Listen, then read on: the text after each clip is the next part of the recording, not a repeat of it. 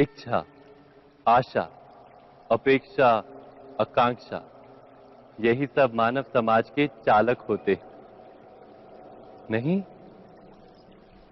यदि कोई आपसे पूछे कि आप कौन, तो आपका उत्तर क्या होगा? विचार कीजिए।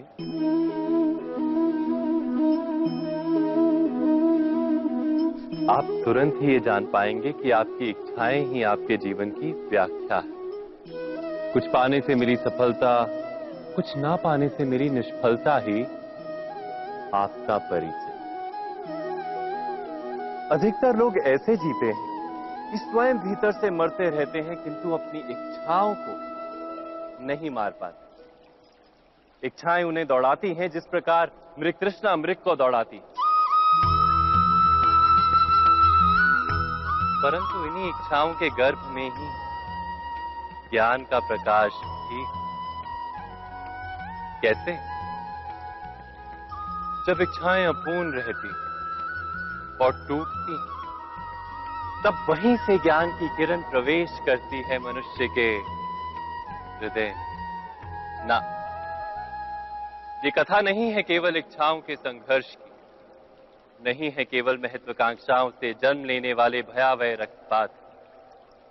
ये कथा है इच्छाओं के गर्भ से उदित होते हुए ज्ञान की।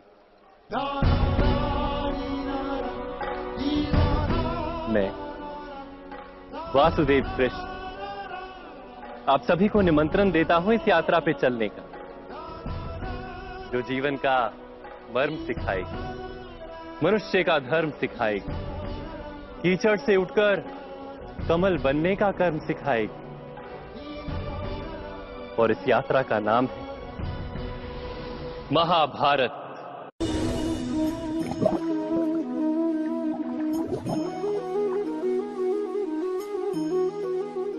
इस संसार में आने वाला प्रत्येक बालक संपूर्णतः संस्कार रहित होता है। उसके अंतर पर ना किसी अच्छे संस्कार के चिन्ह अंकित होते हैं, ना ही बुरे संस्कार के। अर्थात जन्म से बालक में ना कोई गुण होता है और ना ही कोई दोष। तो ये दोष अथवा गुण किस प्रकार प्राप्त होते हैं? क्या हमने कभी विचार किया है? जो बात माता पिता के मुख से निरंतर सुनी जाती है, वही बात उनकी संतानों के हृदय का संस्कार बनती है। जैसे किसी गांव में नदी तट तक एक पगडंडी बन जाती है केवल उस मार्ग पर बार बार चलने के कारण।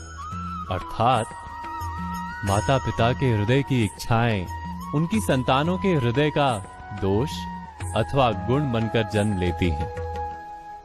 क्या ये सत्य नहीं? पर फिर भी जब उनकी संतानों में कोई दोष दिखाई देता है, तो माता पिता आश्चर्य और दुख से भर जाते। माता पिता का हृदय ये प्रश्न करता है कि उनकी संतानों में ये कुसंस्कार आए कहां से। सत्य तो यही है कि माता पिता अपनी संतानों को अनजाने में ही कुसंस्कार के बीज दे देते हैं, जो उनके संतानों की हृदय भूमि पर कुसंस्कार का वृक्ष बनकर उगता है। अर्थात अपनी संतानों को सुसंस्कारी और धर्ममय बनाने की आशा रखने वाले प्रत्येक माता पिता को प्रथम अपने हृदय की इच्छाओं पर अंकुश रखना क्या अनिवार्य नहीं?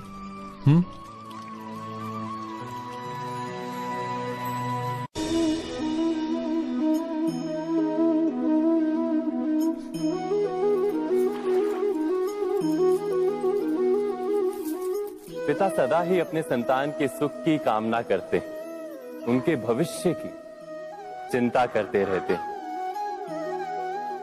इसी कारणवश सदा ही अपने संतानों के भविष्य का मार्ग स्वयं निश्चित करने का प्रयत्न करते रहते हैं। जिस मार्ग पर पिता स्वयं चला है, जिस मार्ग के कंकर पत्थर को स्वयं देखा है, मार्ग की छाया, मार्ग की धूप को स्वयं जाना है, उसी मार्ग पर उसका पुत्र भी चले, यही इच्छा रहती है हर पिता की। निस्संदेह उत्तम भावना है ये। किंतु 3 प्रश्नों के ऊपर विचार करना हम भूल ही जाते हैं। कौन से प्रश्न? प्रथम प्रश्न, क्या समय के साथ प्रत्येक मार्ग बदल नहीं जाते? क्या समय सदा ही नई चुनौतियों को लेकर नहीं आता? तो फिर बीते हुए समय के अनुभव नई पीढ़ी को किस प्रकार लाभ दे सकते हैं? दूसरा प्रश्न, क्या प्रत्येक संतान अपने माता पिता की छवि होता है? हाँ, संतानों को संस्कार तो अवश्य माता पिता देते हैं, किंतु भीतर की क्षमता तो ईश्वर देते हैं। तो जिस मार्ग पर पिता को सफलता मिली है, विश्वास है कि उसी मार्ग पर उसकी संतानों को भी सफलता और सुख प्राप्त होगा। तीसरा प्रश्न, क्या जीवन के संघर्ष और चुनौतियां लाभकारी नहीं होती? क्या प्रत्येक नया प्रश्न एक नए उत्तर का द्वार नहीं खोलता? तो फिर संतानों को नए नए प्रश्नों, संघर्षों और चुनौतियों से दूर रखना, ये उनके लिए लाभ करना कहलाएगा या हानि पहुंचाना? अर्थात जिस प्रकार संतान के भविष्य का निर्माण करने के बदले उसके चरित्र का निर्माण करना श्रेष्ठ है, वैसे ही संतानों के जीवन का मार्ग निश्चित करने के बदले उन्हें नए संघर्षों के साथ जूझने के लिए मनोबल व ज्ञान देना अधिक लाभदायक नहीं होगा? स्वयं विचार कीजिए।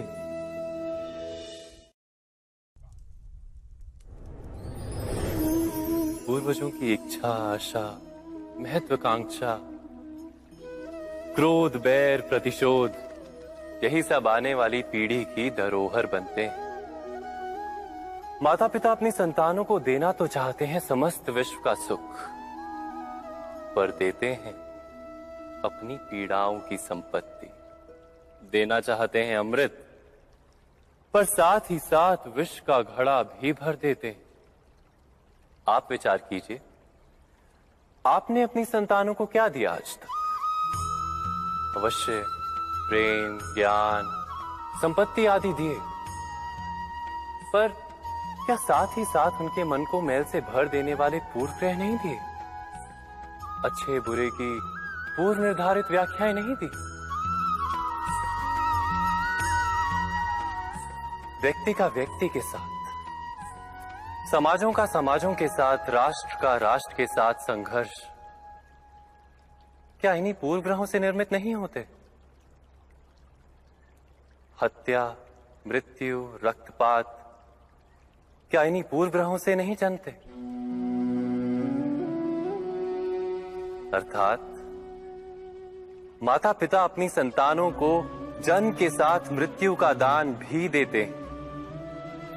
प्रेम के प्रकाश के साथ साथ घृणा का अंधकार भी देते हैं, और अंधकार मन का, हृदय का हो या वास्तविक हो, उससे केवल भय प्राप्त होता है, केवल भय। स्वयं विचार कीजिए।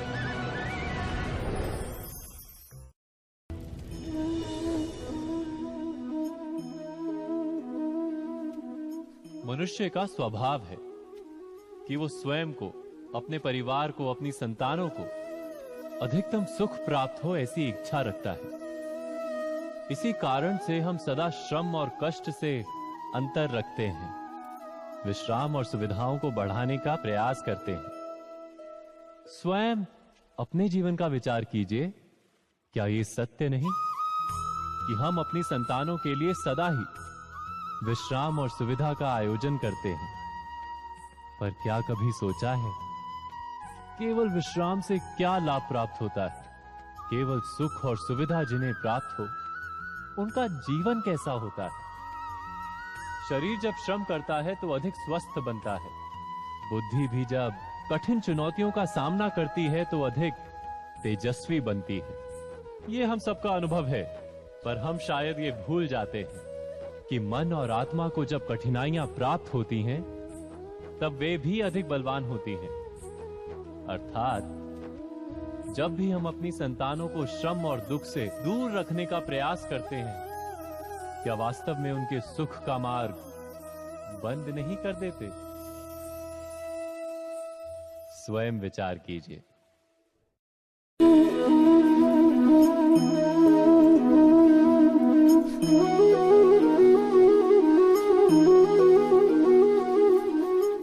संतानों के भविष्य को सुख से भरने का प्रयत्न करना, यही हर माता पिता का प्रथम कर्तव्य होता है, जिन्हें आप इस संसार में लाए और जिनके कर्मों से ये जगत आपका भी परिचय पाएगा भविष्य में। उनके भविष्य के सुख की योजना करने से अधिक महत्व और हो भी क्या सकता है। किंतु सुख और सुरक्षा, क्या ये मनुष्य के कर्मों से प्राप्त नहीं होते?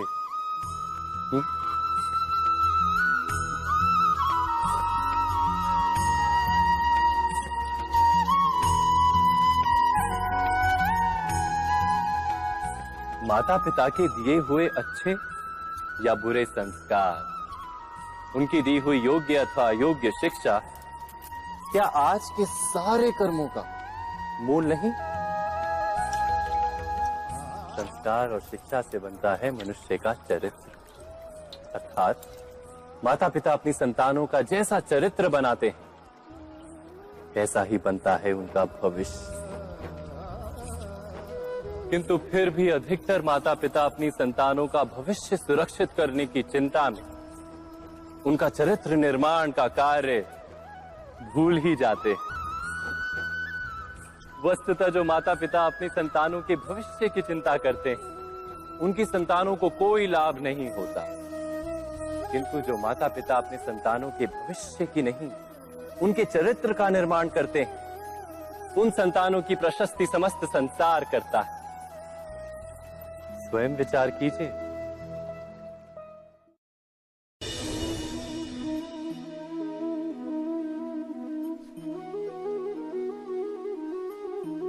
एक ही गुरु के पास शिक्षा प्राप्त करने वाले सारे शिष्य एक समान विद्या प्राप्त नहीं कर पाते। सारे शिष्य गुरु की बातें सुनते हुए अवश्य दिखाई देते हैं, उनकी पूजा करते हुए दिखाई देते हैं, किंतु एक समान विद्या प्राप्त नहीं कर पाते। क्या कभी विचार किया है ऐसा क्यों होता है? सत्य तो यह है कि विद्या प्राप्त ना कर पाने वाले शिष्य समर्पण का दिखावा तो करते हैं, किंतु समर्पण का वास्तविक अर्थ नहीं समझ पाते। गुरु के चरणों में फूल चढ़ाने से अथवा गुरु का आदेश मानने मात्र से क्या समर्पण सिद्ध होता है? नहीं। समर्पण का वास्तविक अर्थ है जब गुरु के प्रति मन में कोई संदेह ना रहे, गुरु के मुख से आदेश निकले उससे पूर्व शिष्य उस कार्य को पूरा कर दे। गुरु के विचारों के साथ शिष्य के विचार एक हो जाए। शिष्य जब तक अपने गुरु में ब्रह्मा विष्णु महेश इनके रूप ना देख ले, तब तक उसका समर्पण सत्य नहीं। वास्तव में समर्पण किसी कार्य का नाम नहीं, समर्पण तो हृदय की भावना और मन की स्थिति का नाम है। अर्थात हमारे अज्ञान में क्या दोष केवल हमारे मन का नहीं? स्वयं विचार कीजिए।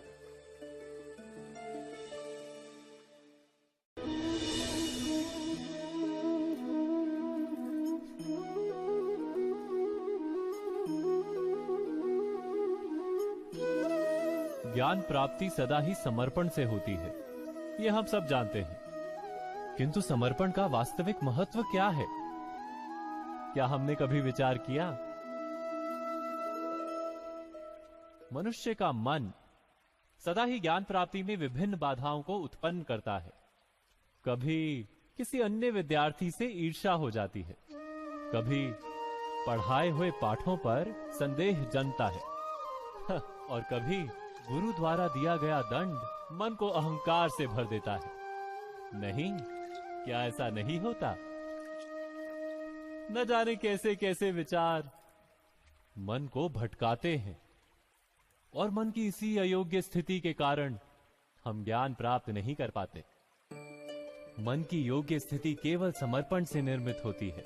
समर्पण मनुष्य के अहंकार का नाश करता है, ईर्ष्या, महत्वाकांक्षा आदि भावनाओं को दूर कर हृदय को शांत करता है और मन को एकाग्र करता है। वास्तव में ईश्वर की सृष्टि में ना ज्ञान की मर्यादा है ना ज्ञानियों की। गुरु दत्तात्रेय ने तो गाय और श्वान से भी ज्ञान प्राप्त कर लिया था। अर्थात विषय ब्रह्म ज्ञान का हो या जीवन के ज्ञान का या गुरुकुल में प्राप्त होने वाले ज्ञान का, उसकी प्राप्ति के लिए गुरु से अधिक महत्व है उस गुरु के प्रति हमारा समर्पण। क्या ये सत्य नहीं? स्वयं विचार कीजिए।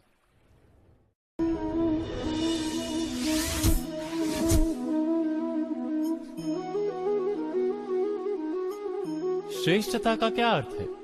श्रेष्ठता का अर्थ है दूसरों से अधिक ज्ञान प्राप्त करना।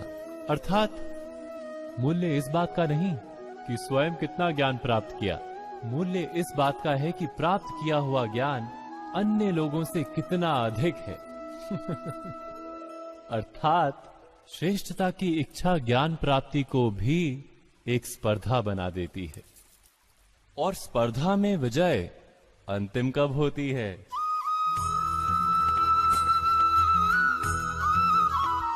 कुछ समय के लिए तो श्रेष्ठ बना जा सकता है, किंतु सदा के लिए कोई श्रेष्ठ नहीं रह पाता। फिर वही असंतोष, पीड़ा और संघर्ष जन्म लेता है। किंतु श्रेष्ठ बनने के बदले यदि उत्तम बनने का प्रयत्न करें तो क्या होगा? उत्तम का अर्थ है कि जितना प्राप्त करने योग्य है वो सब प्राप्त करना, किसी से अधिक पाने की इच्छा से नहीं, मात्र आत्मा की तृप्ति हेतु कुछ प्राप्त करना। उत्तम के मार्ग पर किसी अन्य से स्पर्धा नहीं होती, स्वयं अपने आप से स्पर्धा होती है। अर्थात उत्तम बनने का प्रयत्न करने वाले को देर अबेर सारा ज्ञान प्राप्त हो जाता है, बिना प्रयत्न के ही वो श्रेष्ठ बन जाता है। किंतु जो श्रेष्ठ बनने का प्रयत्न करता है वो श्रेष्ठ बने या ना बने, उत्तम कभी नहीं बन पाता।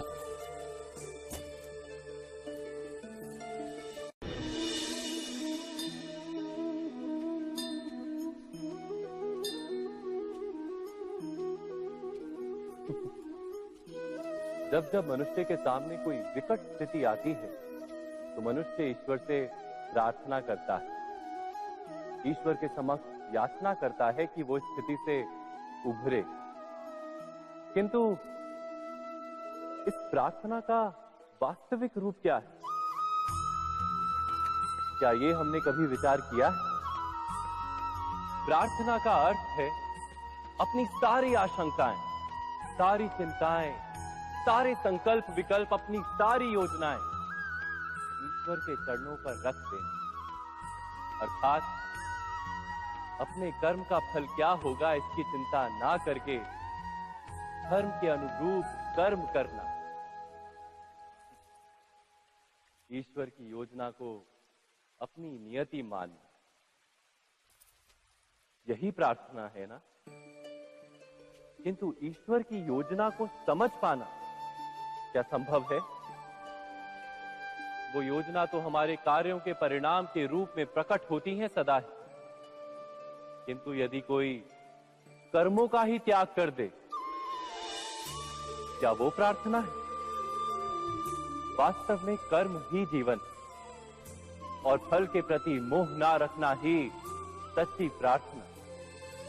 जो प्रार्थना कर्म में बाधा बन जाए, मनुष्य को कार्य ही ना करने दे, वो प्रार्थना है या पराजय?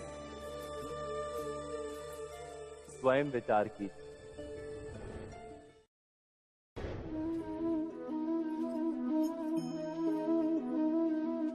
मनुष्य के जीवन का चालक है भय। मनुष्य सदा ही भय का कारण ढूंढ लेता है।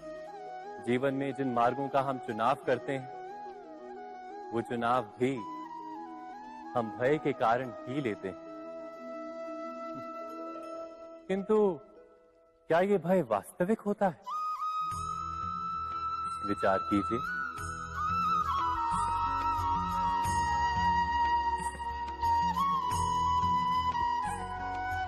भय का अर्थ है आने वाले समय में विपत्ति की कल्पना, किंतु समय का स्वामी कौन? ना तो हम समय के स्वामी हैं, ना हमारे शत्रु या प्रतिस्पर्धी। समय तो ईश्वर के अधीन चलता है। तो क्या यदि कोई आपको हानि पहुंचाने के लिए केवल योजना बनाता है, वो वास्तव में आपको हानि पहुंचा सकता है? नहीं, किंतु भय से भरा हुआ हृदय हमें अधिक हानि पहुंचाता है। क्या ये सत्य नहीं?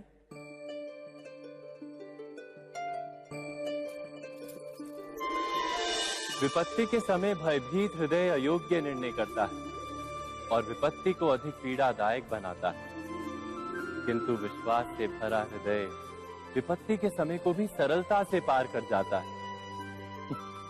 अर्थात जिस कारण से मनुष्य हृदय में भय को स्थान देता है, भय ठीक उससे विपरीत कार्य करता है। क्या ये सत्य नहीं? स्वयं विचार कीजिए।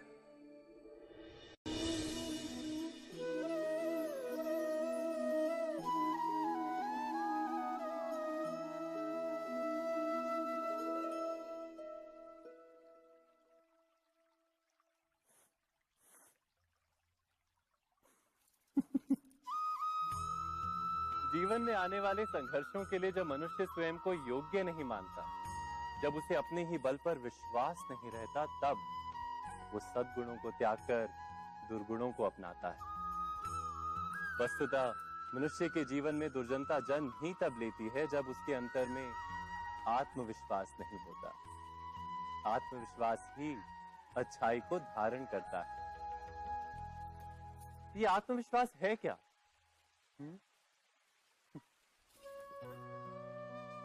जब मनुष्य ये मानता है कि जीवन का संघर्ष उसे दुर्बल बनाता है, तो उसे अपने ऊपर विश्वास नहीं रहता। वो संघर्ष के पार जाने के बदले संघर्ष से छूटने के उपाय ढूंढने लगता है। किंतु जब वो ये समझता है कि ये संघर्ष उसे अधिक शक्तिशाली बनाते हैं, ठीक जैसे व्यायाम करने से देह की शक्ति बढ़ती, तो प्रत्येक संघर्ष के साथ उसका उत्साह बढ़ता है। अर्थात आत्मविश्वास और कुछ भी नहीं, मन की स्थिति, जीवन को देखने का दृष्टिकोण मात्र है। और जीवन का दृष्टिकोण तो मनुष्य के अपने वश में होता है। स्वयं विचार कीजिए।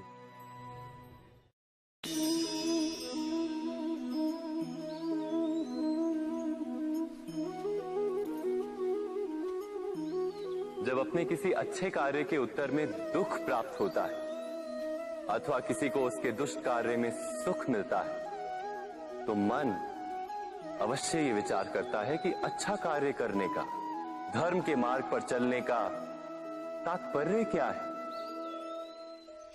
पर दुष्ट आत्मा को क्या प्राप्त होता है ये भी देखिए। दुष्टता करने वाला हृदय सदा चंचल रहता है, अकुलाता रहता है। मन में सदा नए नए संघर्ष उत्पन्न होते हैं। अविश्वास उसे जीवन भर दौड़ाता है। क्या ये सुख? जबकि धर्म पे चलने वाला, अच्छा कार्य करने वाले, सत् चरित्र व्यक्ति का हृदय शांत रहता है। परिस्थितियां उसके जीवन के सुख में बाधा नहीं बनती। समाज में सम्मान और मन में संतोष रहता है सदा। अर्थात अच्छा बर्ताव भविष्य में किसी सुख का मार्ग नहीं। अच्छा बर्ताव स्वयं सुख, अथवा बुरा बर्ताव भविष्य में किसी दुख का मार्ग नहीं। अधर्म उसी क्षण दुख उत्पन्न करता है। धर्म से सुख नहीं, धर्म स्वयं सुख।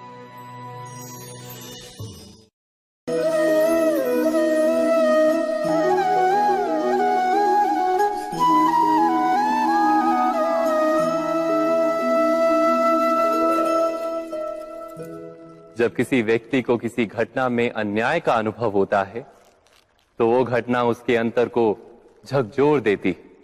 समस्त जगत उसे अपना शत्रु प्रतीत होता है।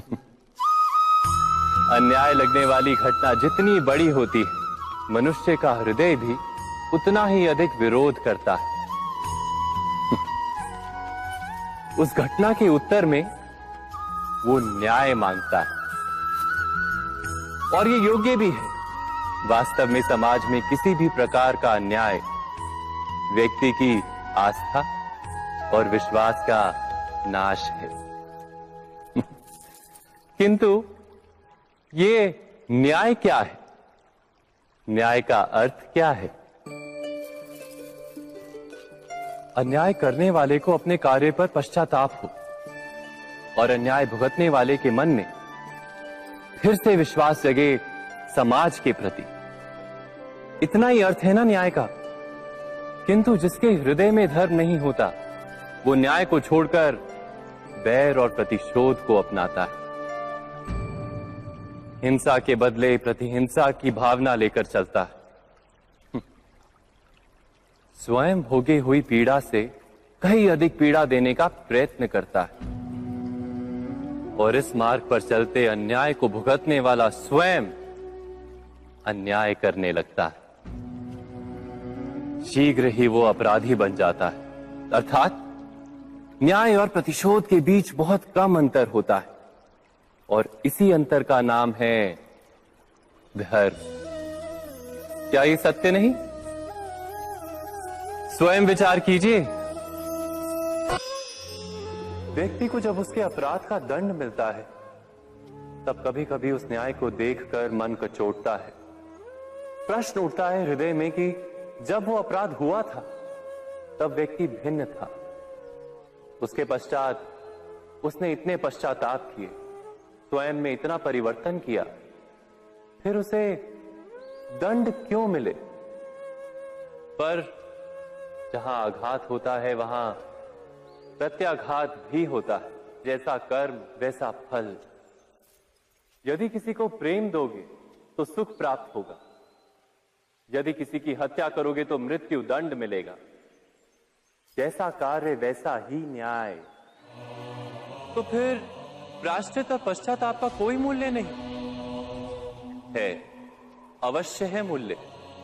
प्रायश्चित और पश्चाताप मनुष्य की आत्मा को बलवान करता है। आने वाले दंड को स्वीकार करने के लिए मनुष्य को तैयार करता है। अर्थात बिना प्रायश्चित के दंड स्वीकार करने का कोई मूल्य है? स्वयं विचार कीजिए। मनुष्य के हृदय में भय का साम्राज्य रहता है सदा। कभी संपत्ति के नाश का भय, कभी अपमान का भय, कभी अपनों से छूट जाने का भय। इसीलिए भय का होना सबको स्वाभाविक ही लगता है। क्या कभी विचार किया है, जो स्थिति अथवा वस्तु भय को जन्म देती है, क्या वहीं से वास्तव में दुख आता है?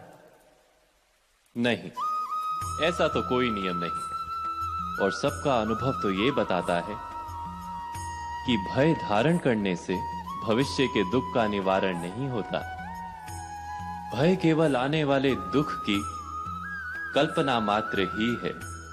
वास्तविकता से इसका कोई संबंध नहीं है। तो क्या ये जानते हुए भी कि भय कुछ और नहीं, केवल कल्पना मात्र ही है, इससे मुक्त होकर निर्भय बन पाना क्या बहुत कठिन है? अवश्य विचार कीजिएगा।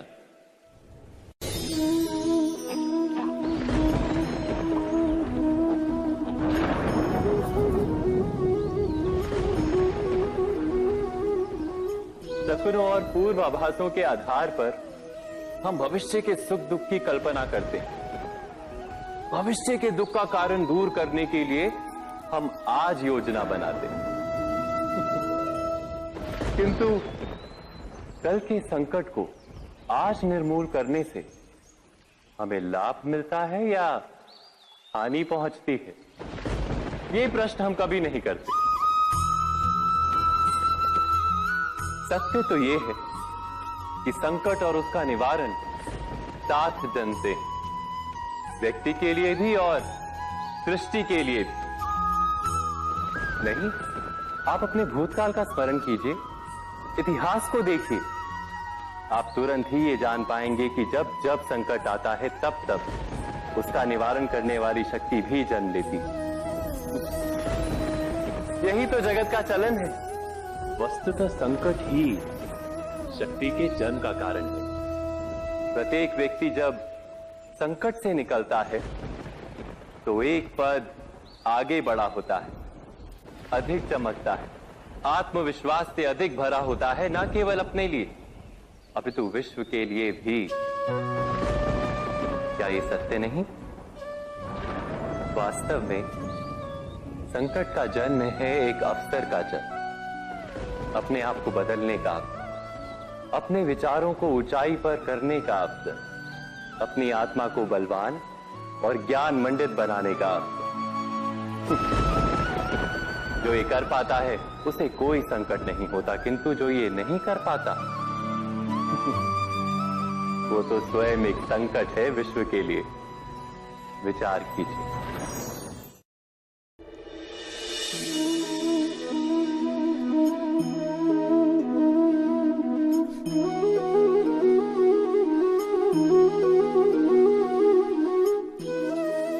जीवन का हर क्षण निर्णय का क्षण होता है। प्रत्येक पद पर दूसरे पद के विषय में कोई निर्णय करना ही पड़ता है, और निर्णय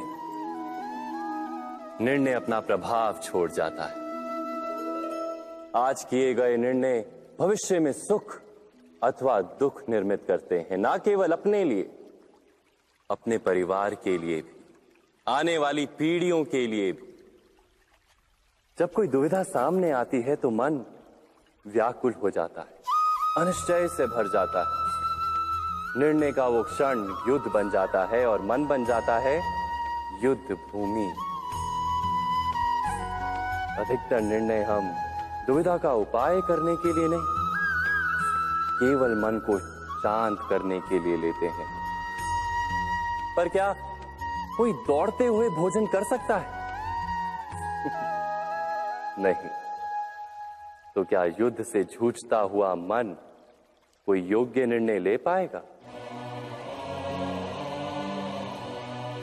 वास्तव में शांत मन से जब कोई निर्णय करता है तो अपने लिए सुखद भविष्य बनाता है, किंतु अपने मन को शांत करने के लिए जब कोई निर्णय करता है तो वो व्यक्ति भविष्य में अपने लिए कांटों भरा वृक्ष लगाता है।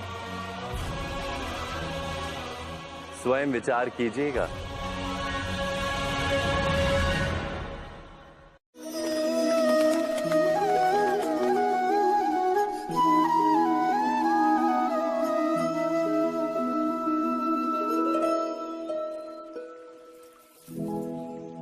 निर्णय के क्षण में हम सदा ही किसी अन्य के सुझाव, सूचना, मंत्रणा या परामर्श को आधार बनाते हैं, और हमारे भविष्य का आधार हमारे आज लिए गए निर्णय के ऊपर होता है। तो क्या हमारा भविष्य किसी अन्य के परामर्श, किसी अन्य के सुझाव का फल है? क्या हमारा संपूर्ण जीवन किसी अन्य की बुद्धि का परिणाम? क्या हमने कभी विचार किया है? सबका अनुभव है कि भिन्न भिन्न लोग एक ही स्थिति में भिन्न भिन्न परामर्श देते हैं। मंदिर में खड़ा भक्त कहता है कि दान करना चाहिए, और चोर कहता है यदि अवसर मिले तो इस मूर्ति के श्रृंगार चुरा।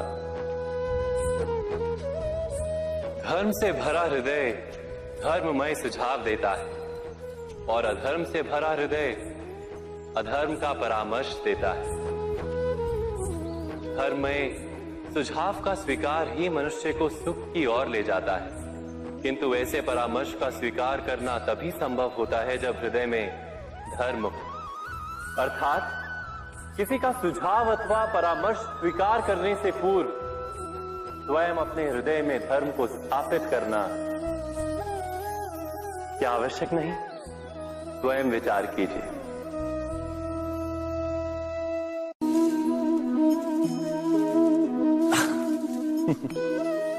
मनुष्य के सारे संबंधों का आधार है अपेक्षा।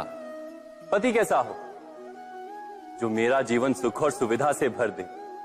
पत्नी कैसी हो जो सदैव मेरे प्रति समर्पित रहे? संतान कैसी हो जो मेरी सेवा करे, मेरा आदेश माने?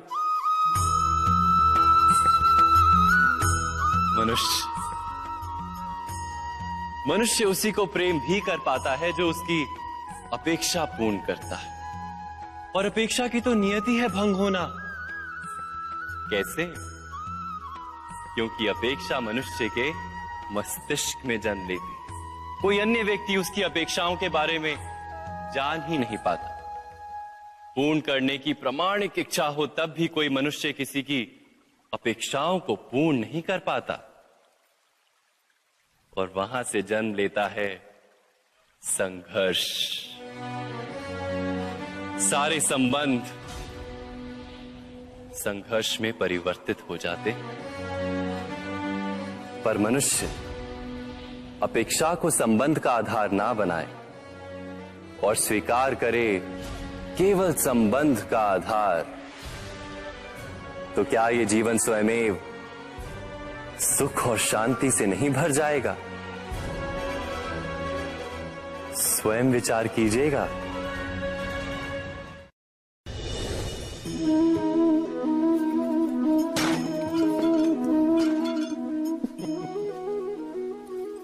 कभी कभी कोई घटना मनुष्य के जीवन की सारी योजनाओं को तोड़ देती, और मनुष्य उस आघात को अपने जीवन का केंद्र मान लेता।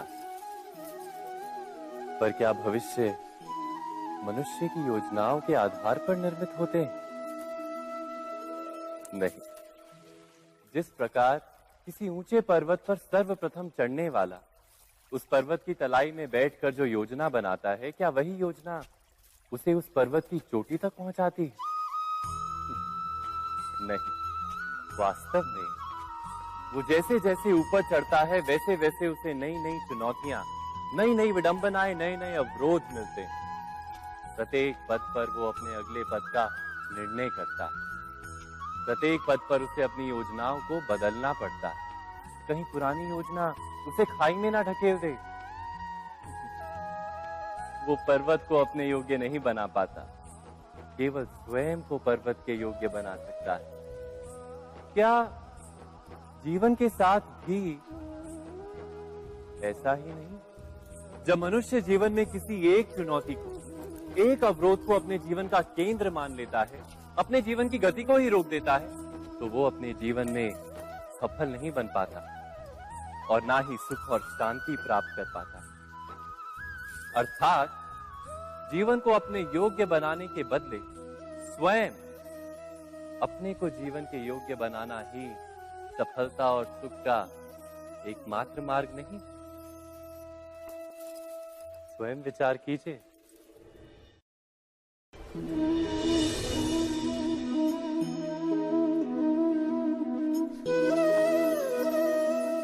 सत्ता की लालसा सबके हृदय को घेरे रहती है।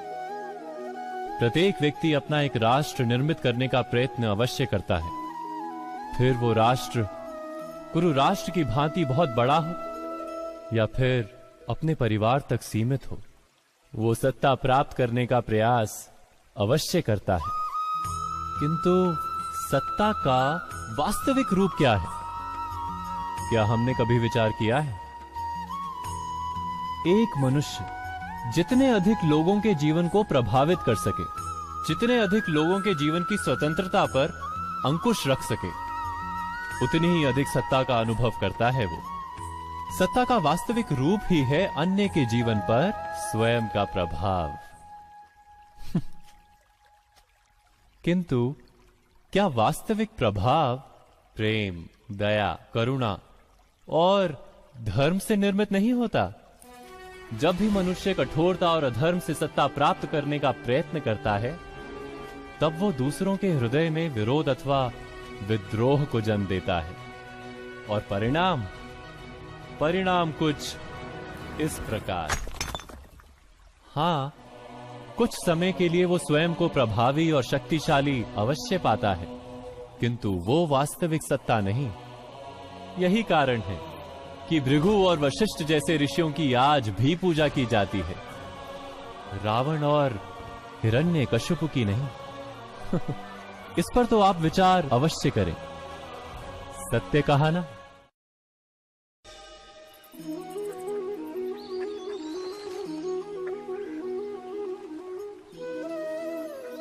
समय के आरंभ से ही मनुष्य को एक प्रश्न सदा पीड़ा देता है कि वो अपने संबंधों में अधिकतम सुख और कम से कम दुख किस प्रकार प्राप्त कर सकता है।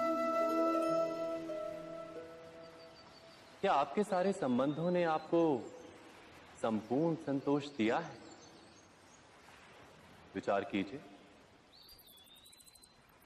हमारा जीवन संबंधों पर आधारित है, हमारी सुरक्षा संबंधों पर आधारित है। इसी कारण हमारे जीवन के सारे सुखों का आधार भी संबंध है। किंतु फिर भी हमें संबंधों में ही अधिकतर दुख क्यों प्राप्त होते हैं? सदा ही संघर्ष भी संबंधों से ही उत्पन्न क्यों हो जाते हैं? कभी विचार किया है? जब कोई व्यक्ति किसी अन्य व्यक्ति के विचार अथवा कार्य को स्वीकार नहीं करता, उसमें परिवर्तन करने का प्रयत्न करता है, तो संघर्ष जन्म लेता है। अर्थात जितना अधिक अस्वीकार उतना ही अधिक संघर्ष, और जितना अधिक स्वीकार उतना ही अधिक सुख। क्या ये वास्तविकता नहीं?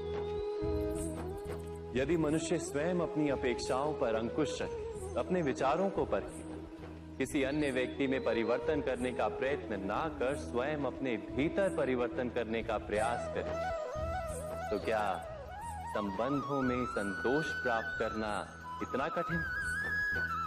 अर्थात क्या स्वीकार ही संबंध का वास्तविक अर्थ नहीं? स्वयं विचार कीजिए।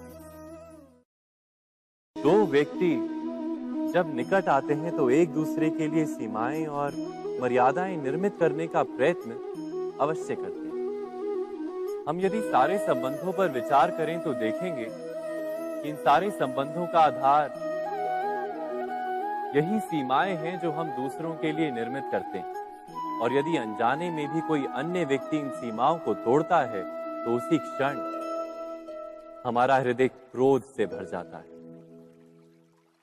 इन सीमाओं का वास्तविक रूप क्या है? क्या हमने कभी विचार किया? सीमाओं के द्वारा हम दूसरे व्यक्ति को निर्णय करने की अनुमति नहीं देते, अपना निर्णय उस व्यक्ति पर थोपते, अर्थात किसी की स्वतंत्रता का अस्वीकार करते हैं हम।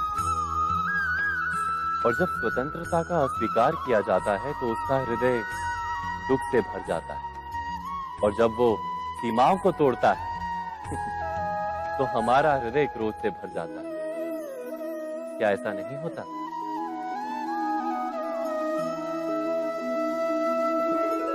पर यदि एक दूसरे की स्वतंत्रता का सम्मान किया जाए तो किसी मर्यादाओं या सीमाओं की आवश्यकता ही नहीं होती।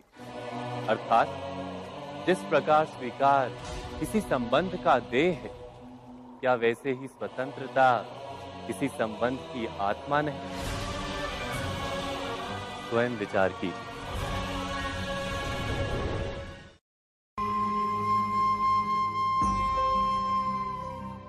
प्रत्येक मनुष्य के जीवन में ऐसा क्षण अवश्य आता है जब सारे स्वप्न, सारी आशाएं, सारे दृश्य ध्वस्त हो जाते हैं। जीवन के सारे आयोजन ही बिखर जाते हैं।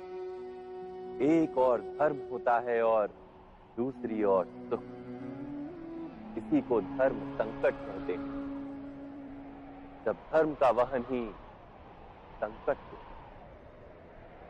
और धर्म का त्याग ही सुख हो।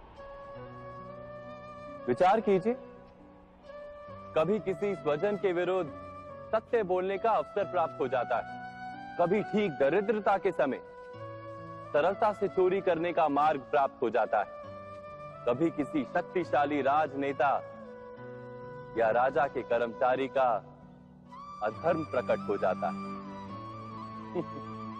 सबके जीवन में ऐसी घटना बनती ही रहती है। अधिकतर लोग ऐसे किसी क्षण को धर्म संकट के रूप में जान ही नहीं पाते। हमें किसी प्रकार के संघर्ष का अनुभव ही नहीं होता। सहजता से सुख की ओर खींचे चले जाते हैं, जैसे मक्खी गुड़ की ओर खींची चली जाती। वास्तव में धर्म संकट का क्षण ईश्वर के निकट जाने का क्षण होता है। यदि हम संघर्षों से भयभीत ना हो, सुख की ओर आकर्षित ना हो, अपने धर्म पर दृढ़ रहे, तो ईश्वर का साक्षात्कार दूर नहीं।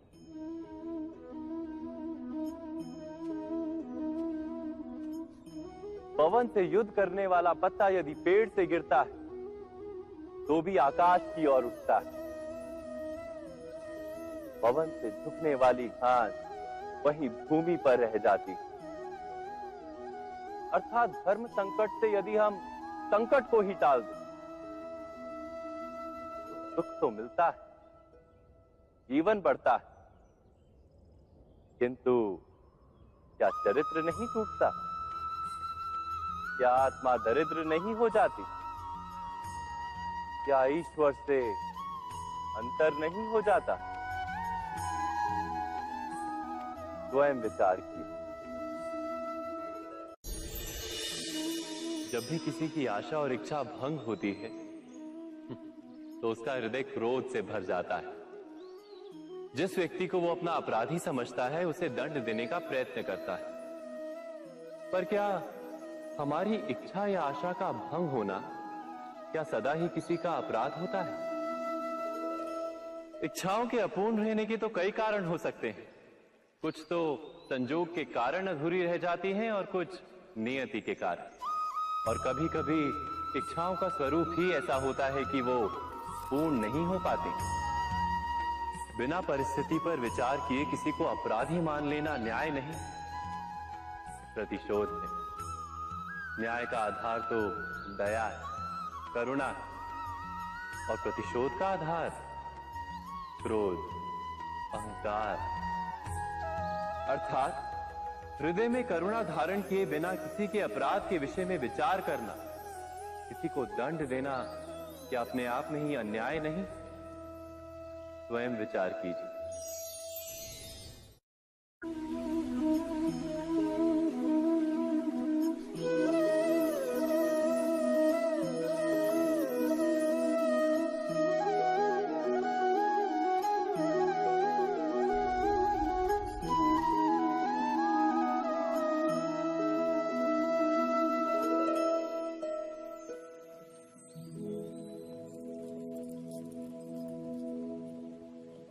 भविष्य के आधार पर सब आज का निर्णय लेना चाहते हैं।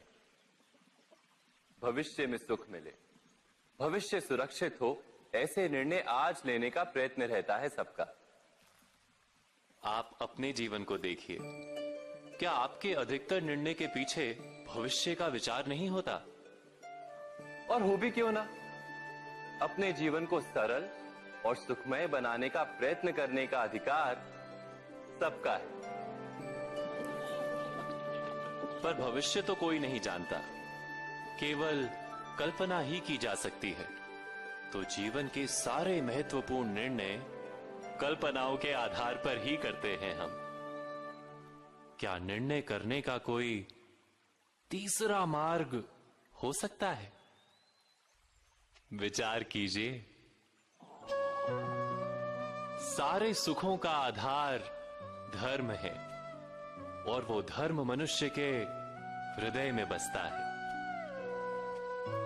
तो प्रत्येक निर्णय से पूर्व स्वयं अपने हृदय से ये प्रश्न अवश्य पूछ लेना कि ये निर्णय स्वार्थ से जन्मा है या धर्म से। क्या इतना पर्याप्त नहीं? भविष्य के बदले धर्म का विचार करने से क्या भविष्य अधिक सुखपूर्ण नहीं होगा? स्वयं विचार कीजिए।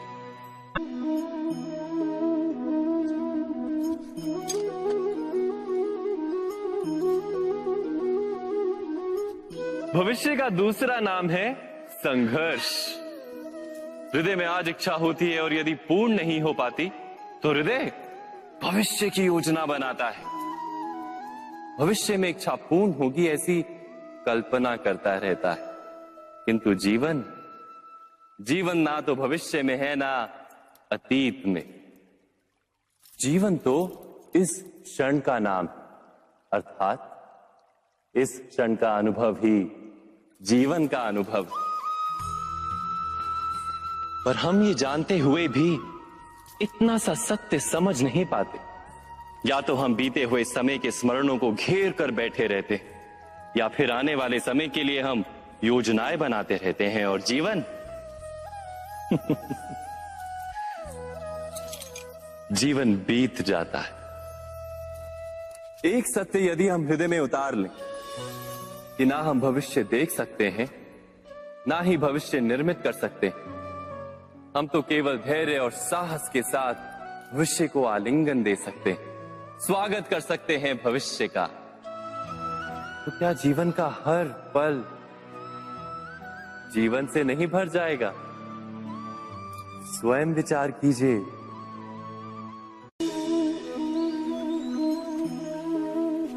सबके जीवन में ऐसा प्रसंग अवश्य आता है कि सत्य कहने का निश्चय होता है हृदय में, किंतु मुख से सत्य निकल नहीं पाता। कोई भय मन को घेर लेता है। किसी घटना अथवा प्रसंग के बारे में बात करना, या फिर स्वयं से कोई भूल हो जाए उसके बारे में कुछ बोलना, क्या ये सत्य है? नहीं, ये तो केवल तथ्य है। अर्थात जैसा हुआ था वैसा केवल बोल देना सामान्य सी बात है। किंतु कभी कभी उस तथ्य को बोलते हुए भी भय लगता है। कदाचित किसी दूसरे की भावनाओं का विचार आता है मन, दूसरे को दुख होगा ये भय भी शब्दों को रोकता है। तो ये सत्य क्या है? क्या हमने कभी विचार किया है? जब भय रहते हुए भी कोई तथ्य बोलता है तो वो सत्य कहलाता है।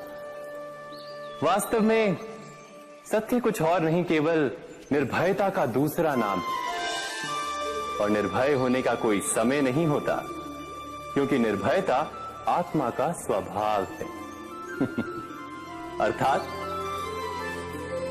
क्या प्रत्येक क्षण सत्य बोलने का क्षण नहीं होता?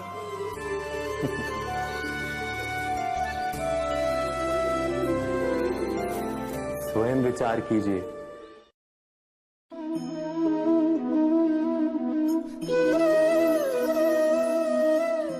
परंपरा में धर्म बसता है और परंपराएं ही धर्म को संभालने का कार्य करती हैं, ये सत्य है। पर क्या केवल परंपरा ही धर्म है? विचार कीजिए। सत्य तो यह है कि जिस प्रकार पाषाण में शिल्प होता है, उसी प्रकार परंपरा में धर्म होता है। इस पत्थर में शिल्प है, ये पत्थर शिल्प नहीं। शिल्प को उजागर करने के लिए उसे तोड़ना पड़ता है, अनावश्यक भागों को दूर करना पड़ता है। ठीक उसी प्रकार परंपराओं में धर्म ढूंढना पड़ता है। जिस प्रकार इंद्र पूजा की परंपरा को तोड़कर गोवर्धन पूजा का धर्म ना ढूंढा जाता, तो यादवों को उनकी मुक्ति का मार्ग नहीं मिल पाता। अर्थात परंपरा को पूर्णता छोड़ देने वाला धर्म से वंचित रह जाता है, और परंपरा का अंध अनुकरण करने वाला भी धर्म को प्राप्त नहीं कर पाता। कहते हैं हंस के पास नीर क्षीर विवेक होता है। दूध में मिले पानी को छोड़कर केवल दूध ही ग्रहण करता है। तो क्या सच्चा धर्म प्राप्त करने के लिए हृदय में ज्ञान से जन्मा विवेक आवश्यक है? और ऐसे विवेक के बिना जिसे धर्म मान भी लिया जाए, जो वास्तव में धर्म ना भी हो, ऐसा भी तो हो सकता है।